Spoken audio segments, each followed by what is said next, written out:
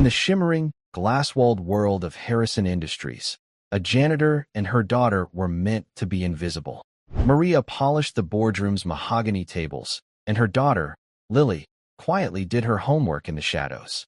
The company's future hung on a $100 million deal, orchestrated by a ruthless CFO who promised a new dawn. But while the powerful men in the room saw only the dazzling charts, Lily, a 10-year-old math prodigy, saw a lie. She spotted a pretending pattern in the complex financial formula, a subtle flaw that would, over time, destroy everything. The CEO was about to sign the company's death warrant, never suspecting that the quiet child in the corner was about to speak the 5 words that would save them all. That's the wrong formula. Before we dive in, if you like this kind of stories of overcoming adversity and justice, let us know in the comments where you're watching from. We love seeing how far these stories reach. Now let's jump back in. Enjoy the story. In a tower of silent glass and steel, a little girl's whisper was about to become a roar. Her mother, the janitor, was meant to be invisible in the most important meeting of the year. But her daughter saw something that the most powerful men in the room had all missed. The city of Crestfall glittered below, a sprawling blanket of diamonds tossed on black velvet. From the 50th floor of the Harrison Industries Tower, the world seemed quiet and orderly. Up here, in the boardroom, the air itself felt expensive. It was heavy with the scent of polished mahogany, old leather, and the unspoken pressure of $100 million. Maria adjusted the strap of her worn utility cart, its gentle squeak the only sound that didn't belong. She was a ghost in this world of titans. Her uniform, a crisp but simple blue, was a cloak of invisibility. She moved along the edges of the grand room, her cloth whispering against the vast table, her presence acknowledged by no one. It was her job to erase any trace of human imperfection, a fingerprint on the glass, a stray crumb on the carpet, before the final signatures were placed on the deal that would either save the company or shatter it. Tucked away in a small alcove near the service entrance, sitting on an overturned bucket, was her daughter, Lily. At 10 years old, Lily was a child of shadows and silence. Her world was one of waiting for her mother to finish mopping hallways that echoed with the ghosts of departed executives. She had a worn textbook balanced on her knees and a pencil in her hand. Her dark hair fell over her face, hiding her intense concentration. Tonight was unusual. Mr. Henderson, the CEO's stern but fair chief of staff, had specifically requested Maria for a final, discreet touch-up of the boardroom just before the partners from a European conglomerate arrived. He'd looked past Maria, not at her, and said, "We need the room to be pristine, Maria. Absolutely perfect. You'll stay until the meeting starts, then leave through the service exit. No one should even know you were here." Maria had nodded, her heart sinking. It meant Lily would have to wait with her. The babysitter was for her normal shift, not these sudden, late-night summons. So Lily came along, a small, silent partner in her mother's nightly toil. She knew the rules: stay quiet, stay small, and never, ever touch anything. Lily wasn't reading a storybook. She was working through a high school algebra problem set she'd found online. Numbers were her friends. They were logical and true. Unlike the shifting glances and hushed, sharp-edged words of the adults in this building, numbers never lied. Her pencil scratched faintly on the page, a tiny, industrious sound in the vast, waiting silence. Her mother worked with a quiet grace, her movements economical and sure. Maria loved her daughter with a fierceness that was the engine of her life. Every floor she scrubbed, every trash can she emptied, was a step toward a future where Lily wouldn't have to live in the shadows. She wanted Lily to sit at a table like this one day, not to clean it. She'd glance over at her daughter, a small, fierce smile touching her lips. Lily was brilliant. Her teachers said so, with a tone of surprise that always stung Maria. A janitor's daughter, a prodigy. It seemed to them a contradiction. To Maria, it was just Lily. The heavy doors to the boardroom swung open. Mr. Harrison entered first. Arthur Harrison was a man who looked like he'd been carved from the same granite as the building itself. His hair was silver, his shoulders were broad, and his eyes, though tired, missed nothing. He had built this company from a garage startup into a global powerhouse. Now, he looked like a king defending his castle from a siege. He carried the weight of his legacy, and tonight, that weight was crushing. Following him was a younger, sharper man. This was Julian Thorne, the chief financial officer. Thorne moved like a panther, all sleek confidence and predatory grace. His suit was impossibly sharp, his smile a flash of white that never quite reached his eyes. He exuded an aura of modern, ruthless efficiency. He was the architect of this deal, the man who promised a new dawn for Harrison Industries. Thorne never looked at Maria. To him, she was part of the furniture, and furniture does not require acknowledgement. Mr. Harrison, however, paused. He saw Maria, then his eyes flickered to the alcove and saw Lily. A brief, almost imperceptible frown creased his forehead. Not of anger, but of something else. Concern, perhaps. "Maria," he said, his voice a low rumble. "I wasn't aware you were still here." Maria's hands froze on her cart.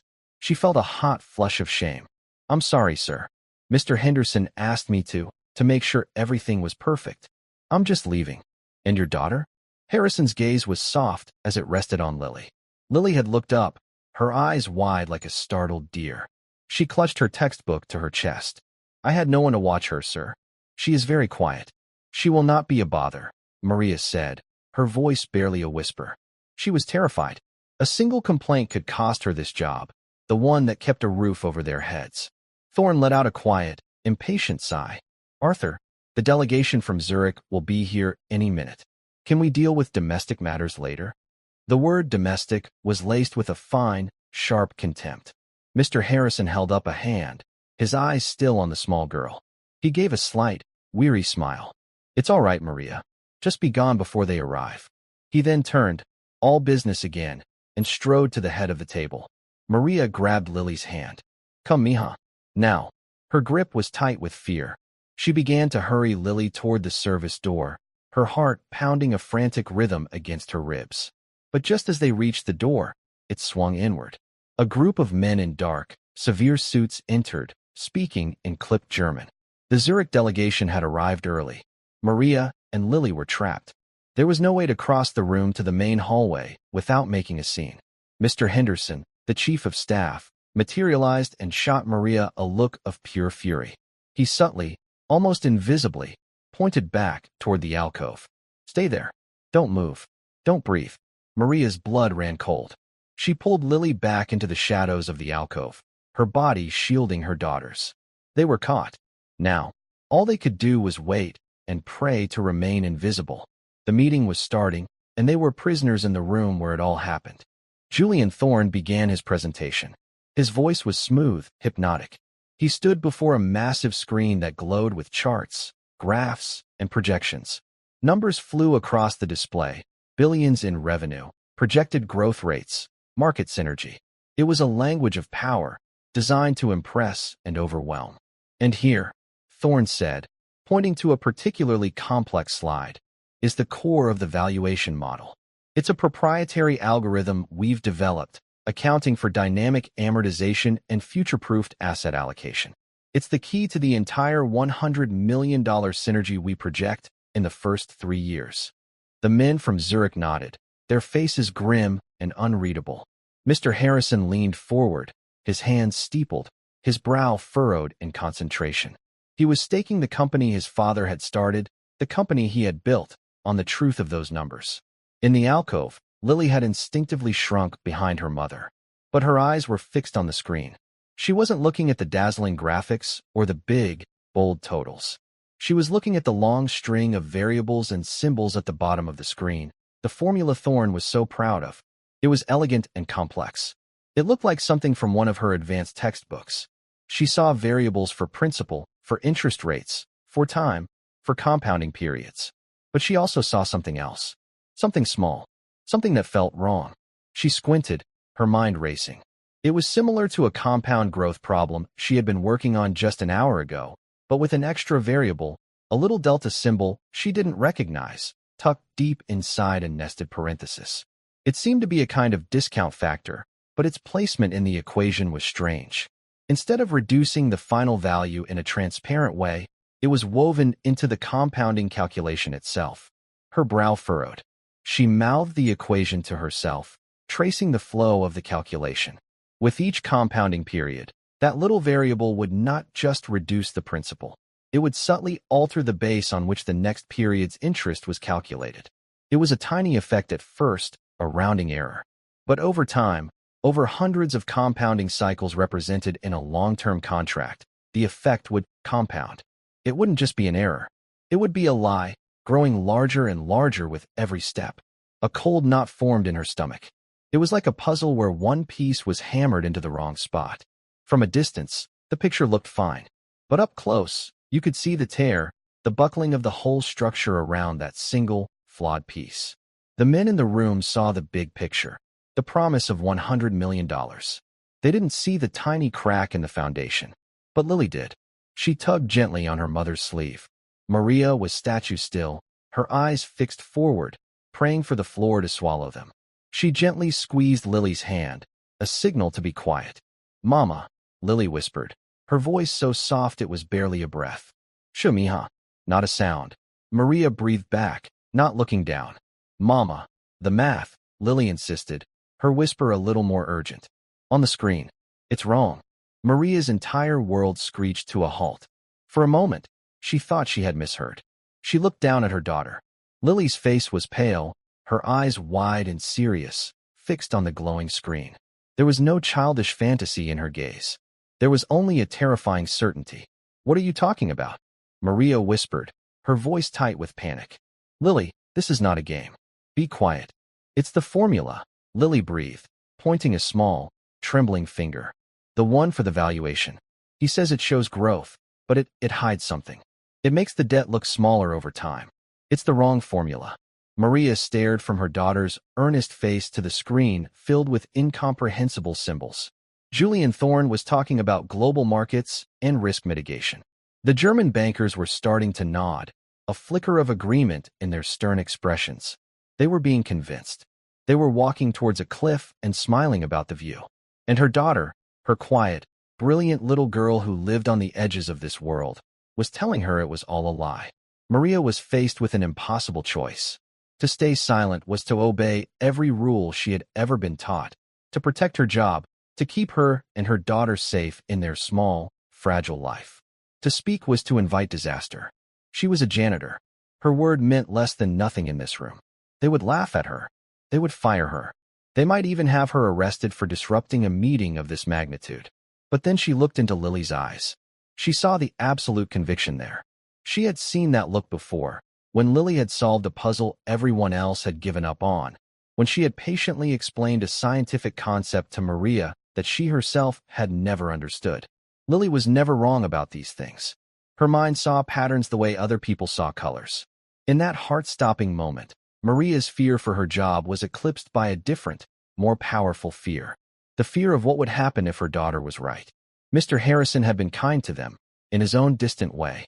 He was an old-fashioned man, a man of integrity, she'd heard the older employees say. He was about to bet his entire company on a lie. A wave of protectiveness washed over Maria, so fierce it stole her breath. It was not just for her daughter. It was for that tired, decent man at the head of the table.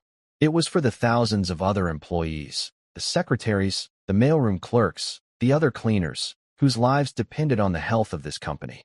Julian Thorne's voice droned on, a smooth, venomous lullaby.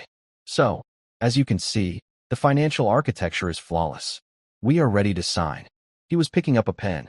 The head of the Zurich delegation was reaching for his own. Maria's heart hammered against her ribs. It was now or never. Taking a deep breath, a breath that felt like it was drawn from the very center of the earth, she took one step out of the alcove. Just one step. It was the longest journey of her life. She cleared her throat. It was a small sound, a tiny disruption in the cathedral of finance. But it was enough. Every head in the room turned. 20 pairs of powerful, astonished eyes fixed on the janitor. Thorne's face, which had been a mask of triumph, twisted into a snarl of disbelief and fury. The German bankers looked confused, insulted. Mr. Harrison's eyes widened. He stared at Maria, not with anger, but with pure, unadulterated shock. Maria's voice, when it came, was a tremor, but it was clear. "Forgive me, Mr. Harrison," she said, her hands clasped so tightly her knuckles were white. "I apologize for the interruption. But there is a mistake." The silence that followed was absolute. It was a silence so profound it felt like the pressure in the room had dropped, like the moment before a lightning strike. A janitor had just spoken. A ghost had just found its voice. And in the heart of that terrifying silence, a 10-year-old girl held the truth in her hands. Julian Thorne was the first to recover. He let out a short, incredulous laugh. It was a cruel, dismissive sound. A mistake, he repeated, turning to the other men as if to share a joke. Arthur, what is the meaning of this? Has the cleaning staff started auditing our financial models? He turned his cold gaze on Maria. You have 2 seconds to get out of this room before I have security escort you out of this building for good. Maria flinched, but she stood her ground. Her gaze was locked on Mr. Harrison. She was not speaking to Thorne. She was speaking to the man who owned the company, the man whose legacy was on the line. Sir, she said, her voice gaining a sliver of strength. It's the formula, the one on the screen. Mr. Harrison's eyes narrowed slightly. He looked from Maria's desperate face to the complex equation glowing on the wall. He was a builder, not a financier. He understood concrete and steel, supply chains and labor. He relied on men like Thorne to navigate the treacherous waters of high finance. But he also had an uncanny instinct for people, a gut feeling that had saved him more than once. And right now, his gut was screaming at him. What about the formula, Maria? He asked, his voice calm and even, cutting through Thorne's rising anger. Arthur, this is insane. Thorne snapped, taking a step forward. We are in the middle of closing a $100 million deal. You cannot possibly be entertaining this nonsense. Be quiet, Julian, Harrison said, his voice dropping an octave. He didn't shout, but the command had the force of a physical blow. Thorne froze, his mouth snapping shut, a muscle twitching in his jaw. Harrison's attention was fully on Maria now. The world seemed to shrink until it was just the 3 of them. The king, the janitor, and the furious courtier. Explain, he said simply. Maria's throat was dry. She didn't understand the formula. How could she explain it? She looked back toward the alcove, a silent plea in her eyes. Lily, seeing her mother's distress, took a hesitant step forward, clutching her textbook like a shield. All eyes in the room, baffled and irritated, shifted to the little girl in the simple dress. Mr. Harrison's expression softened almost imperceptibly. Is this your daughter? Maria nodded, her heart a cold stone in her chest. Yes, sir. This is Lily. Lily, Mr. Harrison said, his voice gentle. Did you see something? Lily swallowed hard, her small frame trembling under the weight of so many stares. But when she looked at the formula on the screen, a strange sort of calm settled over her. The numbers were her friends. They would not betray her. She pointed with a small, steady finger. There, she whispered, her voice barely audible in the huge room. Speak up, child, Harrison encouraged. Lily took a breath. The variable, she said, her voice a little stronger. The delta. It's in the wrong place in the compounding term. It's not a simple discount. It's an exponential decay function hidden inside a growth function. A wave of murmurs went through the Zurich delegation. One of the younger men pushed his glasses up his nose and stared intently at the screen. Thorne scoffed, recovering his composure. Exponential decay? What is this, a high school science fair? This is a proprietary valuation metric. It's a stress test variable meant to project resilience in a volatile market. It's far too complex for a child to understand. But Mr. Harrison was watching the younger banker from Zurich, who was now muttering to his superior in rapid German, pointing at the screen. The confidence on the faces of the delegation was beginning to evaporate, replaced by a cautious, professional skepticism. Lily, Mr. Harrison said, his voice holding a new note of urgency. Can you explain it to me? Use simple words. Lily looked at her mother, who gave her a tiny, almost invisible nod of encouragement. That was all she needed.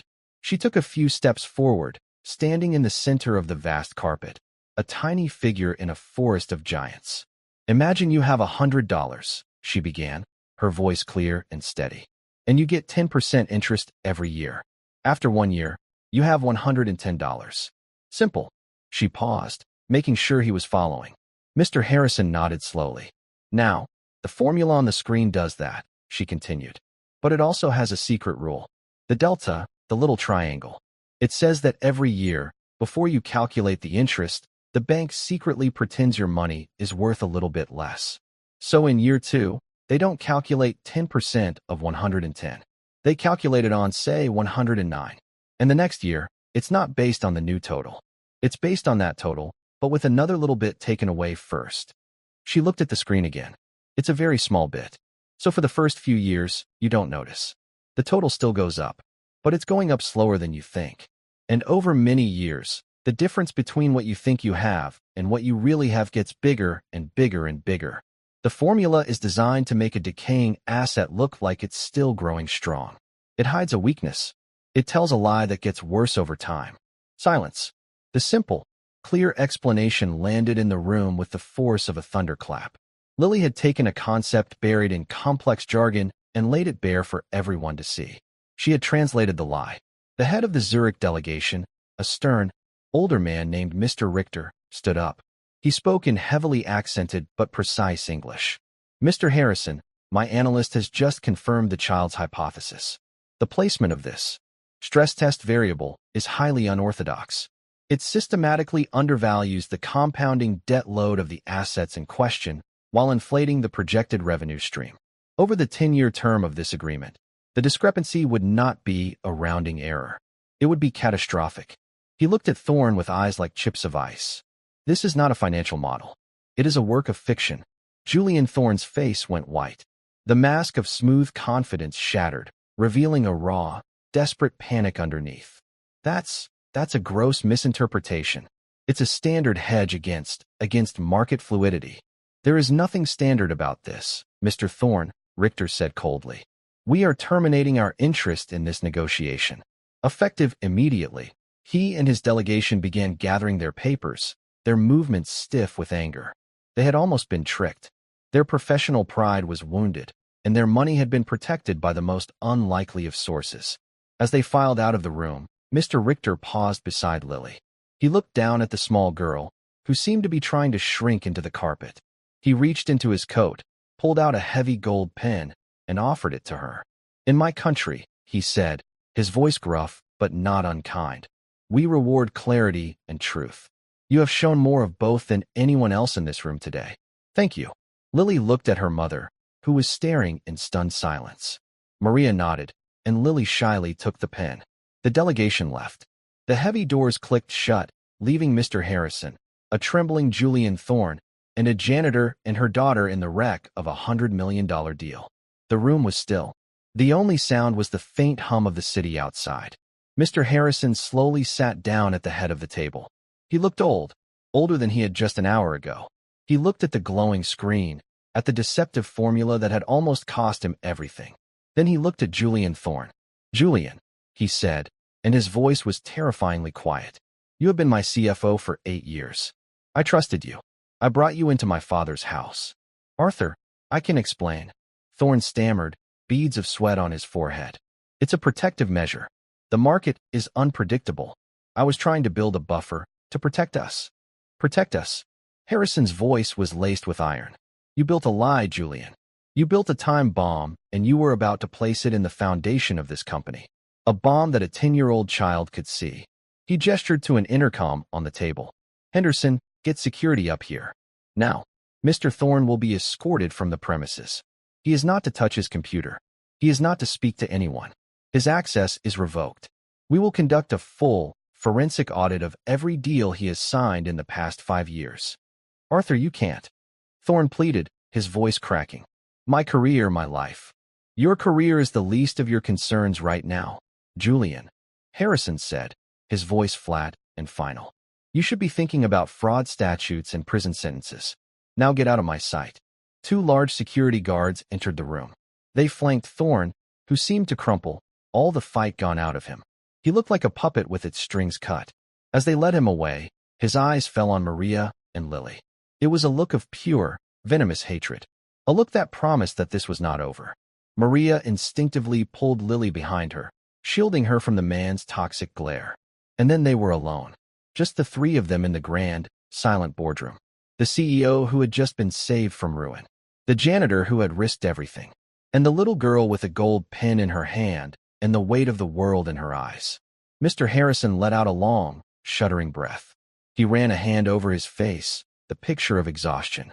He looked at the 2 of them, standing there by the service door, looking as though they expected to be punished for the chaos they had wrought. He rose from his chair and walked slowly toward them. He was an imposing figure, and Maria couldn't help but flinch, expecting the other shoe to drop. She had saved him, yes, but she had also broken every rule. She had embarrassed him in front of business partners. The cost of her courage, she feared, would still be her job. Harrison stopped in front of them. He didn't look at Maria. He knelt down, so his eyes were level with Lily's. It was a gesture of respect that was so unexpected it made Maria's breath catch in her throat. "Lily," he said, his voice thick with an emotion she couldn't quite name. "What you did tonight. You have any idea what you just did?" Lily shook her head, her eyes wide. She clutched the heavy pen. "You saved more than a deal. You saved this company. You saved the jobs of 3,000 people. You saved, well, you saved me from being the worst kind of fool. The kind who is so blind he can't see the viper in his own house." He looked up at Maria, and for the first time, he truly saw her. He saw the exhaustion etched around her eyes, the strength in her jaw, the fierce, protective love she had for her daughter. He saw a woman of immense courage. "Maria," he said, his voice filled with a profound, humbling gratitude. "I have been walking past you in these hallways for years. I am ashamed to say I never truly saw you. I am so sorry." Tears welled in Maria's eyes. She had braced herself for anger, for dismissal. She had not been prepared for this. For kindness. For humility. "Sir, you only did the right thing," he finished for her. "When every man I pay millions of dollars to advise me either didn't see it or didn't want to see it, you and your daughter spoke the truth." He stood up, his gaze sweeping around the opulent room. Room, this company, it's built on numbers. We live and die by them. But tonight, I was reminded that integrity, character, that's the real foundation. And it has nothing to do with the floor your office is on." He looked back at them. A new energy seemed to fill him, the weariness replaced by a steely resolve. "Things are going to change around here," he said, more to himself than to them. "Starting now, Maria, you and Lily are not going home yet. If you don't mind, I'd like you to join me in my office. I think we have a great deal more to discuss." As he led them out of the boardroom and down the quiet, carpeted hall toward the corner office, Maria held Lily's hand. The little girl's steps were light, almost skipping, but Maria's felt heavy, as if she were walking in a dream. She had entered this building as a ghost, a servant meant to be unseen. She was leaving the boardroom as something else entirely. She wasn't sure what it was yet, but she knew, with a certainty that settled deep in her bones, that the days of living in the shadows were over. Mr. Harrison's office was nothing like the boardroom. The boardroom was a place of war, cold and impersonal. His office was a place of history, warm and deeply personal. The walls were lined not with abstract art, but with framed black and white photographs of his father and grandfather standing proudly in front of rough-looking construction sites. There were dusty blueprints of the company's first factory under a sheet of glass on a side table. The scent of mahogany was replaced by the faint, comforting smell of old books and brewed coffee. Behind his large, cluttered desk was a wide window that looked out onto the same glittering cityscape, but from here, it felt less like a kingdom to be conquered and more like a community to be protected. "Please," he said, gesturing to two soft leather chairs in front of his desk. "Sit down. Both of you." Maria hesitated. She had cleaned these very chairs 1,000 times, always careful not to disturb the perfect arrangement of papers on the desk. To actually sit in one felt like a transgression.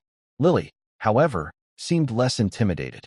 She climbed into the chair, her small feet dangling far above the plush carpet, and looked around with open curiosity. Mr. Harrison walked over to a small refrigerator tucked into a credenza. "Can I get you something? Water? Juice? I think there might even be a chocolate bar in here somewhere." "No, thank you, sir," Maria said quickly. "We are fine." He ignored her polite refusal and came back with 2 bottles of apple juice and a bar of expensive-looking dark chocolate. He handed the juice to Maria and the chocolate to Lily. "For you," he said to Lily with a small smile. "A consultant's fee." Lily looked at the chocolate, then at her mother. Maria gave a slight nod, and Lily carefully unwrapped a corner of the foil. Mr. Harrison settled into his own chair, not behind the desk, but in another armchair across from them, making the arrangement feel less like an interrogation and more like a conversation.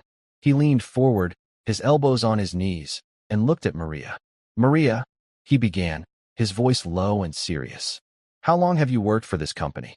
12 years, sir," she answered. "I started a few months after my husband passed away." The information landed quietly in the room. He hadn't known. He hadn't known anything. 12 years, he repeated softly. He looked at Lily, who was taking a small, precise bite of chocolate. "So, she has grown up in these hallways." "Yes, sir. On nights when I cannot find anyone to watch her, she comes with me. She does her homework. She reads. She is always good. She never makes a sound." Maria's voice was filled with a mother's reflexive defense of her child. "She does more than her homework, it seems," Harrison said, a hint of awe in his voice. He turned his attention back to Lily. "That formula, Lily. Where did you learn to read mathematics like that?" "My teacher, Mrs. Davison, gives me extra work," Lily said quietly. "She says my mind needs a bigger playground, so I find problems on the internet. I like the ones about growth, like how a seed becomes a forest or how money grows in a bank. It's all just patterns. How a seed becomes a forest." The simple poetry of it struck Harrison. He had spent his life trying to grow a forest and had almost let a poisoner kill the roots. "And you saw a bad pattern tonight," he said.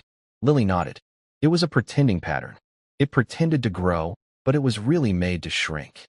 A heavy silence settled in the office. Mr. Harrison stared at the girl, this child who saw the world in patterns of truth and lies, and felt a profound sense of clarity. For years, he had been surrounded by men who spoke in a language of obfuscation, of plausible deniability, of complex terms designed to conceal rather than reveal. Thorne had been the master of it, and in one simple sentence, this little girl had articulated the truth more effectively than any auditor's report ever could. "A pretending pattern. Maria," he said, his focus shifting back to her. "What you did stepping out of that alcove, that must have been terrifying." Maria looked down at her hands, which were twisting the cap of the juice bottle. "I was afraid I would lose my job." "You risked your livelihood for the truth," Harrison stated. "It wasn't a question. You trusted your daughter over the word of the most powerful men in the room." She is true," Maria said, as if it were the simplest, most obvious fact in the world. "She does not lie. The numbers do not lie. So I knew. I knew." In her world, truth was a compass point. It was fixed and reliable. Harrison felt a pang of shame for the world he had created within these walls, where truth was treated as a commodity to be bought and sold. "I cannot repay what you have done for me tonight," he said, "for this company. But I must try. First, Maria, you will no longer be working the night shift. In fact, your employment with the cleaning contractor is finished as of this moment." Maria's heart plummeted. He was firing her after all. It was a gentle dismissal, but a dismissal nonetheless. She felt the blood drain from her face. Harrison saw the panic in her eyes and immediately raised a hand. "No, no, that's not what I mean. You are finished working for them. As of tomorrow morning, you will be an employee of Harrison Industries." "A direct employee." Maria stared at him, confused. I don't understand, sir." "To do what?" "I am creating a new position," he said, the idea taking firm shape in his mind as he spoke. "You will be my special advisor for operational integrity." The title was long and corporate, but the meaning was simple. He saw her confusion and clarified. "Maria, you have something that I have discovered is incredibly rare in this building. You have courage, you have integrity, and you have eyes that see what is really there, not just what people want you to see. For 12 years, you have moved through this building invisibly. You have seen everything. You have heard everything. You know who works late, who is careless, who is dedicated. You have seen the real life of this company from the ground up." He leaned forward, his voice intense. "I don't want you to clean anymore. I want you to watch. I want you to listen. Your job will be to be my eyes and ears. I want you to report directly to me. No one else. I want you to tell me the truth. The kind of truth that doesn't show up on a balance sheet." Maria was speechless. From janitor to advisor to the CEO. It was impossible. It was a dream. "And for you, Lily," he continued, turning to the little girl who was now listening intently, her chocolate forgotten. "This company is going to fund your education. All of it. From today until you have whatever degree you want, from whatever university you choose. We will set up a trust in your name. You will never have to worry about paying for a book or a class ever again. Your playground, as you call it, will be as big as you want it to be." Tears were now streaming freely down Maria's face. They weren't tears of fear or sadness, but of a profound, overwhelming relief that was so immense it felt like a physical weight being lifted from her soul. For 12 years, she had carried the burden of being a single mother, of living paycheck to paycheck, of praying her daughter's brilliant mind would not be held back by their poverty. And now, in one night, in one impossible hour, that burden was gone. "Sir, I don't know what to say," she stammered through her tears. "Say you'll accept," Harrison said gently. "Please, I need you, Maria. This company needs you." Maria looked at Lily, who was beaming, a real, wide, brilliant smile that lit up her whole face. She looked back at Mr. Harrison, at this powerful man who had shown them such unexpected grace. She nodded, unable to speak. "Good," he said, a genuine smile finally breaking through his weary expression. "That's settled then. Now, it is nearly midnight. You can't possibly take the bus home. My driver will take you. Walter." He pressed a button on his intercom. "Walter, could you please come up to my office?" A moment later, the door opened and a kindly, uniformed security guard with a gentle face and a neat white mustache entered. It was Walter, the guard who always saved a cookie for Lily from the cafeteria and asked her what she was learning in school. He saw Maria and Lily sitting in the CEO's chairs, and his eyes widened in surprise. "Walter," Harrison said, "Maria and Lily need a ride home. Please take them in my private car. Ensure they get to their doors safely." "Of course, Mr. Harrison," Walter said, his professional demeanor barely hiding his shock. He gave Maria a warm, questioning look. As Maria and Lily stood up to leave, Mr. Harrison walked with them to the door. "Maria," he said, placing a hand gently on her shoulder, "report to my executive assistant, Clara, at 9 a.m. She will have your new office ready." He then knelt down to Lily once more. "And you, young lady, don't ever stop looking for the pretending patterns. The world needs more people like you." "I won't," Lily promised solemnly. The ride home in Mr. Harrison's cavernous black sedan was silent and dreamlike. Walter drove carefully, not asking any questions, though his curiosity was palpable. As they glided through the sleeping city, Maria stared out the window. They passed the bus stops she knew so well, the all-night diners, the familiar landmarks of her long journey home. Tonight, she saw them through a different lens, as if she were a visitor in her own life.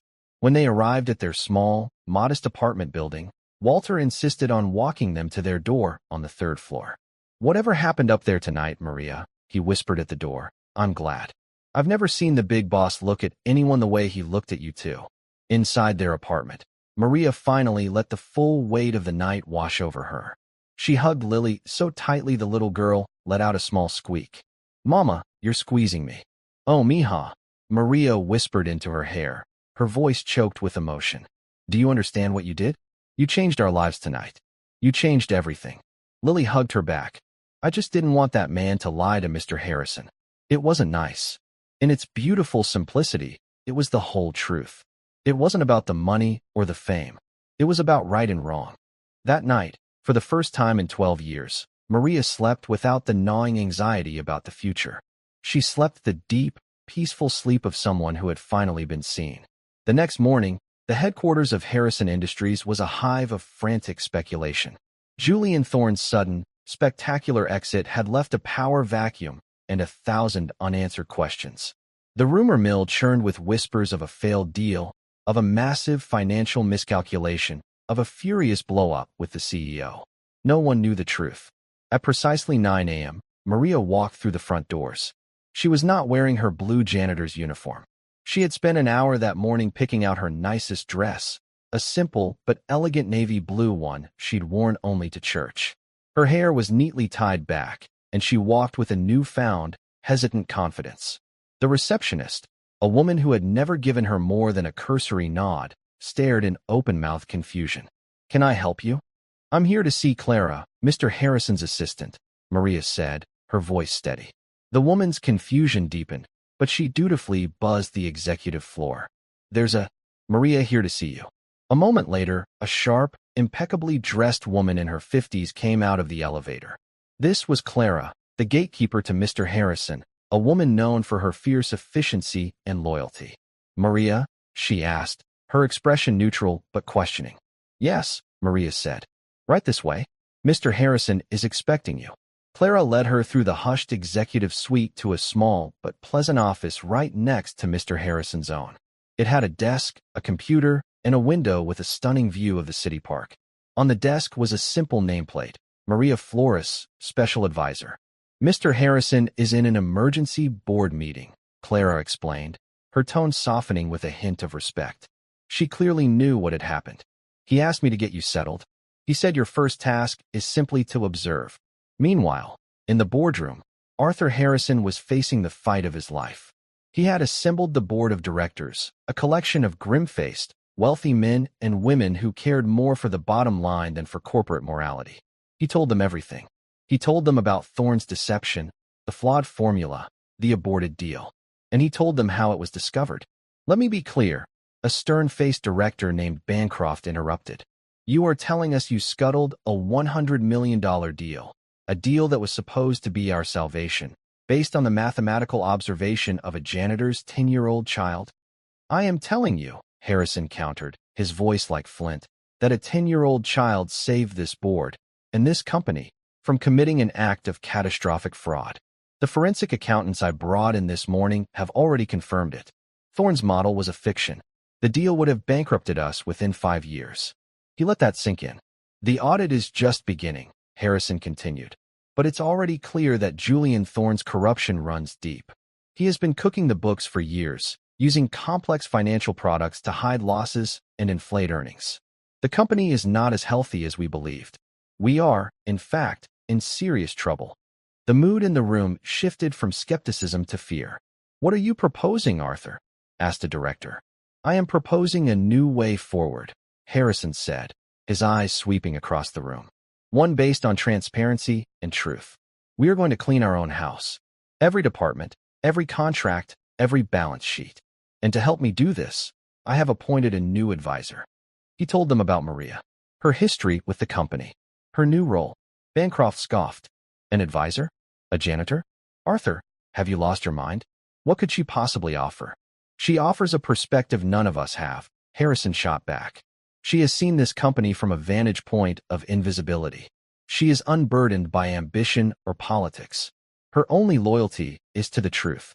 And right now, that makes her the most valuable person in this entire building. He had won them over for now, but he knew the road ahead would be long and difficult.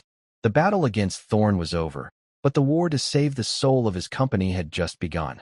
And his most unlikely general was a quiet, courageous woman who was, at that very moment, staring out her new office window, wondering where in the world she was supposed to begin. Maria's first few days were a strange and disorienting journey through a world she thought she knew. She walked the halls of Harrison Industries, but now she carried a notebook instead of a dust rag. People who had looked through her for years now stared at her, their expressions a mixture of curiosity, suspicion, and awe. The whispers followed her down the hallways. That's her. The janitor. The one who got Thorne fired. She started where she was most comfortable, in the quiet hours of the early morning and late night. She spoke to the security guards on the graveyard shift, the kitchen staff preparing for the breakfast rush, the maintenance crew in the boiler room. For the first time, someone from the 50th floor was asking them their names, asking for their opinions. At first, they were hesitant. They were used to being invisible, too. But Maria's quiet empathy was a key that unlocked their trust. She had been one of them. She understood. And so, the stories began to pour out. She learned of rampant waste in the marketing department, where thousands of dollars in high-end catering were ordered for meetings that were often canceled. She learned of a brilliant young programmer in IT who was on the verge of quitting because his manager consistently stole his ideas and presented them as his own. She discovered that the entire third-floor sales team was deeply demoralized, not because of their quotas, but because their heating and air conditioning had been broken for 6 months, and no one in facilities would take their complaints seriously. These were not the grand, billion-dollar deceptions of Julian Thorne. They were small betrayals. 1,000 tiny cuts that were slowly bleeding the company's morale dry. They were the pretending patterns Lily had spoken of, a culture that pretended to value its employees while treating them as disposable. Every evening, Maria would meet with Mr. Harrison. She wouldn't present data or charts. She would simply tell him what she had seen and heard. She told him about Walter, the night guard, who had figured out a way to reschedule the cleaning crews to save thousands on overtime, but had been told by his supervisor to just do your job. She told him about Sarah in the mailroom, a single mother who had a revolutionary idea for streamlining deliveries but had no one to tell it to. For Harrison, these sessions were a revelation and an agony. He was the captain of a ship, and he was only just now realizing how much of his crew had been suffering in silence, how much of his ship was riddled with rot he had never bothered to look for. The news about Julian Thorne, meanwhile, had hit the financial press. Thorne, cornered and furious, did not go quietly. He began to leak information to a notoriously aggressive journalist, half-truths and twisted data, all designed to paint Harrison as an incompetent, out-of-touch leader who had fired his star CFO in a fit of pique. The story he spun was that Harrison had single-handedly destroyed a brilliant deal that would have saved the company. Harrison Industries stock began to tremble, then to fall. The board of directors, already shaken, began to panic. Bancroft, the director who had been most skeptical of Maria, started making calls, rallying support to have Harrison removed. The company, it seemed, had survived the disease of Thorne's fraud only to be threatened by the cure. The breaking point came a week later. The stock had dropped by 20%. Bancroft formally called for a vote of no confidence in Arthur Harrison's leadership. An emergency board meeting was called. It was the same room, the same table. But this time, Harrison wasn't fighting a viper in his own house. He was fighting for the very soul of the company his grandfather had built. He entered the boardroom to find the directors assembled, their faces grim. Bancroft was at the opposite end of the table, his expression one of cold triumph. "Arthur," Bancroft began without preamble, "this is a disaster. Your rash actions have cost our shareholders millions. You fired our most effective executive and replaced him, it seems, with the cleaning lady. The market has lost faith in you. The board has lost faith in you." Harrison stood at the head of the table, calm and resolute. "The market is reacting to lies, Julian's final act of poison. And what you call faith, I call willful blindness. We were rotting from the inside out, and none of you, myself included, wanted to look closely enough to see it. Rhetoric won't save the stock price," Bancroft sneered. "We need a leader who can restore confidence. We need to undo the damage you've done." Harrison let the statement hang in the air. "You are right," he said, surprising them all. "We do need to restore confidence, but not by going back to the way things were. We need to build something new, something stronger, something real." He paused, then looked toward the door. "And I want to show you how." He nodded to his assistant, Clara, who opened the door. Maria walked in. A wave of shock and anger went through the room. "What is the meaning of this?" Bancroft demanded, rising from his chair. "This is a closed meeting of the board." "Sit down, Bancroft," Harrison said, his voice quiet but commanding. "Mrs. Flores is my advisor, and today, she is going to advise all of you." Maria's heart was pounding. She had never been so terrified in her life. Every instinct screamed at her to run, to become invisible again. But then she thought of Lily, and of the trust Mr. Harrison had placed in her. She walked to the center of the room, clutching a simple notebook to her chest. "Mr. Harrison, members of the board," she began, her voice a soft tremor. "I am not an expert in finance. I cannot tell you about stock prices or market synergy. But for 12 years, I have worked in this building, and I can tell you about this company." She opened her notebook. "I can tell you about the third floor, where the sales team wears their coats at their desks in the winter and has lost 3 of its best people in the last year, not to competitors, but to pneumonia. I can tell you about the cafeteria, where the staff has been asking for a new dishwasher for 2 years, and whose manager pays for repairs out of her own pocket so her team can get home at a decent hour." She turned a page, her voice growing stronger with every word, every story she gave a voice to.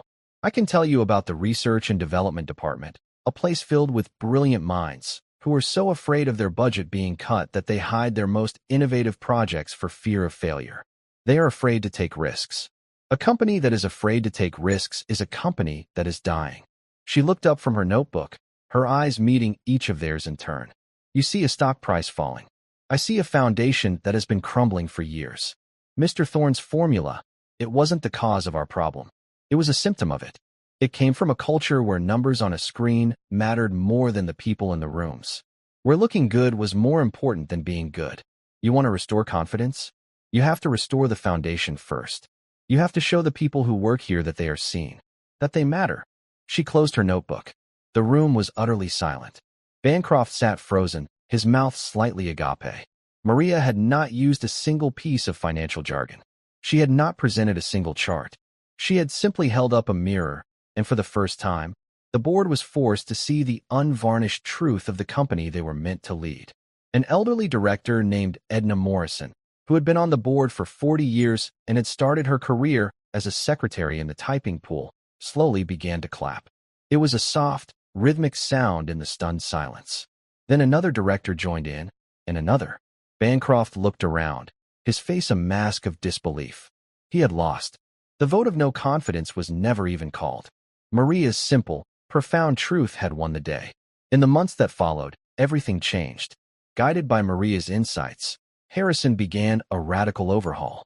He didn't just fire corrupt executives. He started from the ground up. He fixed the heating on the third floor. He bought a new dishwasher for the cafeteria.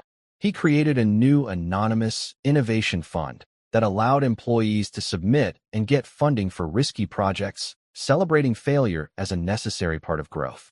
He started holding weekly town hall meetings where he and Maria would stand together and simply listen to anyone who wanted to speak. The culture of fear began to recede, replaced by a tentative, then growing, sense of trust and shared purpose. The forensic audit provided the district attorney with a mountain of evidence against Julian Thorne. He was arrested in a quiet, unceremonious fashion, his name becoming a cautionary tale whispered in the hallways he once strode through like a king. The stock price didn't recover overnight. It was a long, slow climb.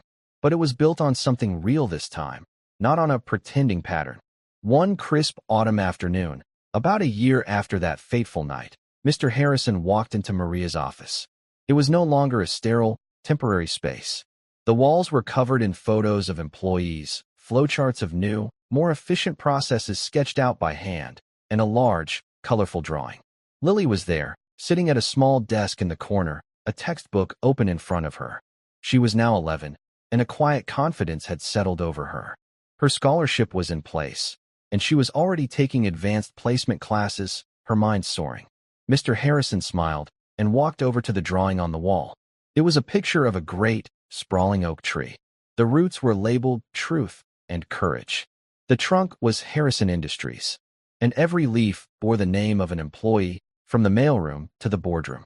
Tending to the roots were two small figures, a woman with dark hair and a little girl. She captured it perfectly, he said softly. Maria came and stood beside him, looking at her daughter's drawing. She sees the patterns in things, Maria said with a proud smile. She does, Harrison agreed. And you, Maria, you taught us all how to see the people. I thought I was in the business of building things. Buildings, products, a legacy. He looked out the window at the city below. But I was wrong. We're in the business of people. That's the only formula that really matters in the end. Maria looked at her daughter, so focused and full of limitless potential. She looked at this good, decent man who had been humble enough to listen to a whisper from the shadows. And she looked at the company, her company, that had been saved not by power or by money, but by a mother's faith and a child's brave, quiet truth. The foundation was strong again, and this time, it was built to last. Thank you for following this story. If you enjoyed it, please subscribe and share your thoughts below. Where are you watching from? Let us know in the comments. Stay tuned for more immersive stories.